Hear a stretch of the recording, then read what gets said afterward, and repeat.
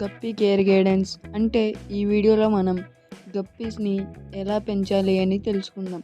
First tank ఎప్పుడు clean and నీట్గా ఉండాలి. డౌన్ చేయాలి వన్స్ 50% వాటర్. మనమైతే రాక్ సాల్ట్ వేయాలి.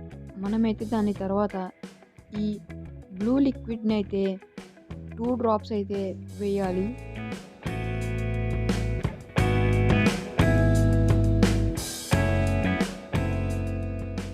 మనమైతే దాని తర్వాత గ్రీన్ లిక్విడ్ తీసుకొని 1 డ్రాపే వేయాలి.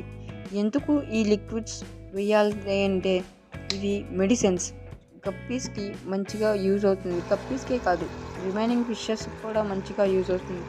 దాని తర్వాత 10 to 5 minutes ఇలా మోటార్ అయితే ఫుల్ ప్రెషర్ పెట్టుకొని వదిలేయాలి. దీని తర్వాత మనమైతే గప్పీస్ని ఓల్డ్ వాటర్లోంచి తీసి న్యూ వాటర్లోకి ఎక్లిమేషన్కి పెట్టాలి. గప్పీస్ననే కాదు, ఏ ఫిష్నైనా ఎక్లిమేషన్కి పెట్టాలి, లేదంటే అవి చనిపోతాయి.